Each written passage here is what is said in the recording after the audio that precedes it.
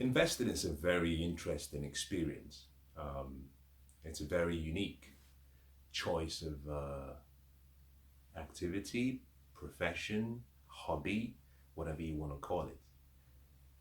But occasionally, there are times when you make decisions that don't turn out too good.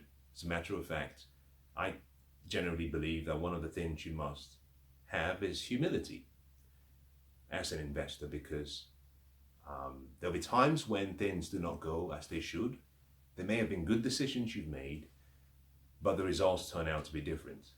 And there'll be times when you make dumb decisions and it turns out that perhaps in some weird way, due to market conditions or external circumstances that you have no control over, sometimes it benefits you.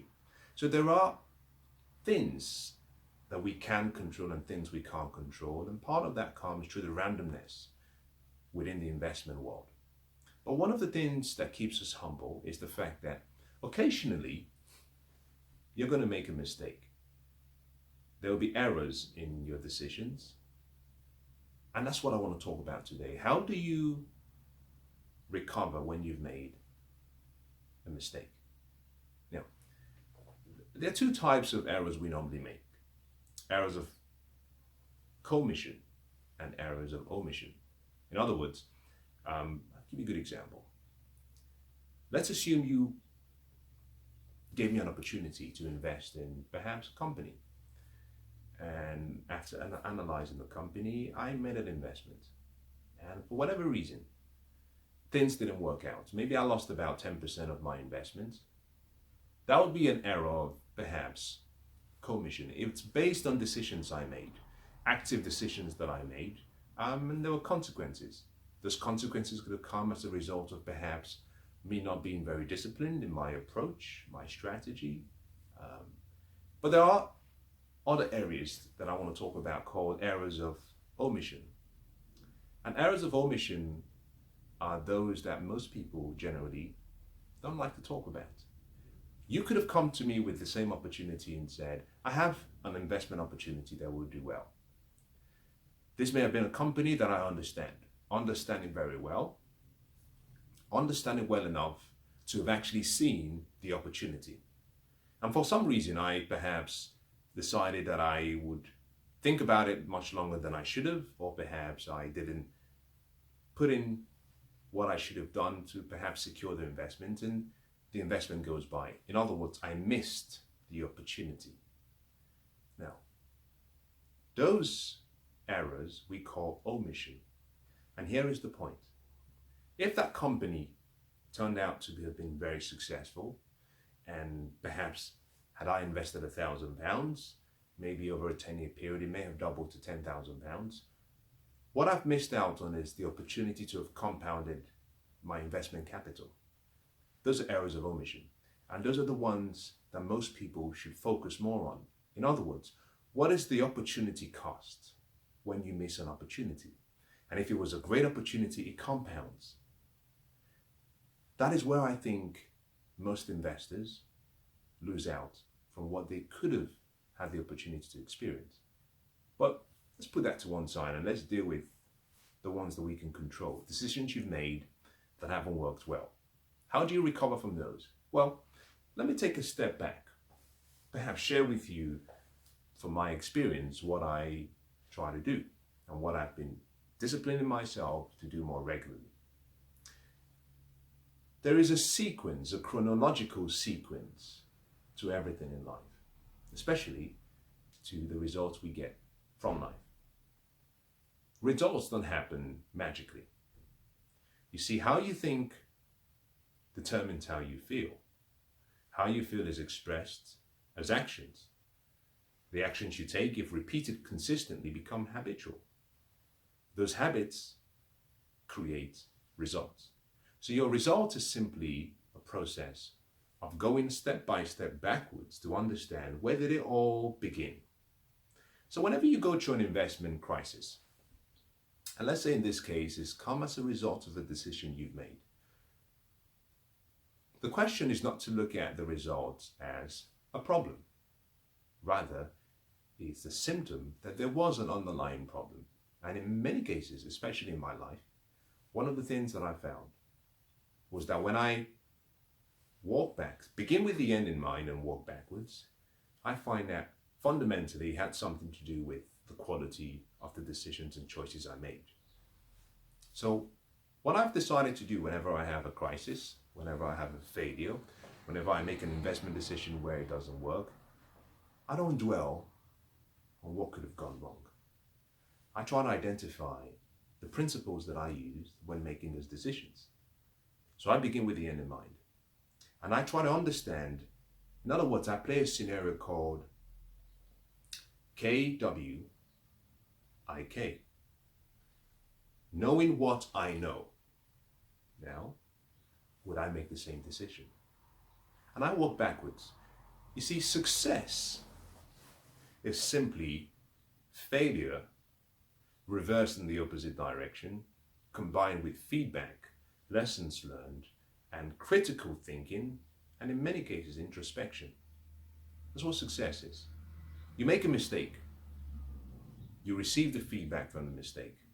You give yourself time to think critically so that you don't repeat the mistake. You do it with some level of humility and introspection. That's success. So in many cases, whenever there is a crisis or a failure, all I have to do is reverse the equation, reverse the order, and try and identify what did I miss.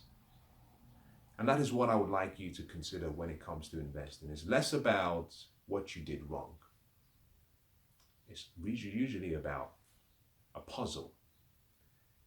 You see, failure is like a puzzle. And if you see life that way, it becomes a very fascinating experience. Rather than see this as a win or lose scenario, I either make it big or I fail, life is not that rigid. And you might go through life that way, but I can promise you that's perhaps not the right way to view life. This is an adventure. And when it comes to success and failure, I think both of them are intricately connected.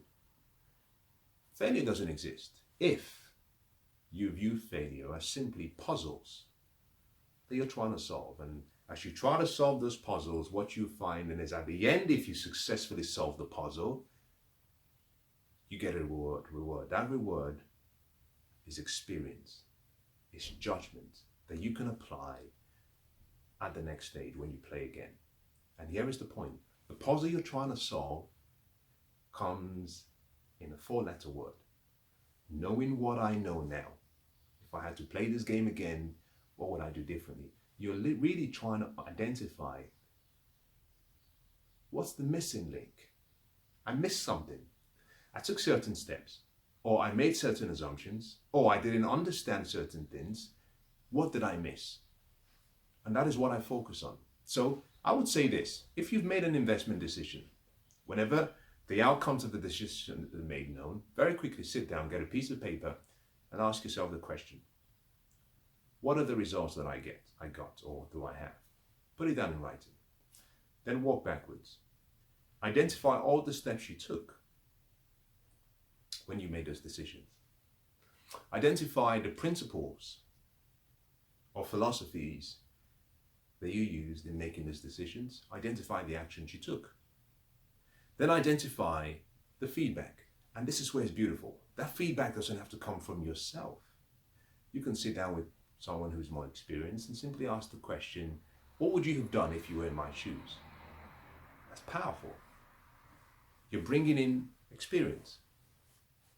What would you have done if you were in my shoes? What would you have done differently? And you capture those ideas, but they have to come from people who are very good at what they do, and people who have demonstrated over time that they've actually failed, and then they've succeeded, and they've consistently succeeded. Now, once you capture what they would have done, if you combine their lessons and their feedback with your evaluation of your performance, your feedback, you start to see things that perhaps you couldn't see before. It's like the shackles fall off your eyes and you say, now I can see. And with that information, you capture that lessons learned, you give yourself time to process the information, you capture it in writing. That is the puzzle you've solved. reason you're capturing it is this. History, we say, well, Mark Twain says, history doesn't repeat itself, but it rhymes. And the biggest mistake we make in life is we go through life making the same mistakes over and over again. The reason is because nature has a beautiful setup that we experience. And that is, you don't fail from life or in life. You just get to repeat the same test over and over again. So if you fail the test, nature will bring an opportunity sometime in the future to test you again. If you haven't captured those principles or what you could have done differently or the answers to the puzzles, and you haven't studied it, the chances that you would make the same mistake again, sadly, is very high. But you can minimize that simply through what I've explained so far.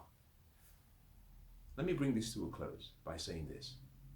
In investing, if you come with the approach that about 30 to 40% of your investment decisions will be wrong, it positions you in a place whereby you recognize that you don't know everything and that no one knows all the answers and that it's okay. I think that's the most important thing I've said so far, that it's okay to make mistakes. You can't control the market. You might be a great investor in how you think, but there might be micro conditions that you have no control over. But going into the game knowing I could be wrong 30 to 40% of the time does one useful thing, especially did for me. It positions you with humility and it cautions you to take what I call a risk adverse approach, whereby you simply say, there's something I can't see. And because I can't see everything, I'm going to make my decisions not based on the assumption that I know everything. I'm going to factor that into account that perhaps I don't have all the information.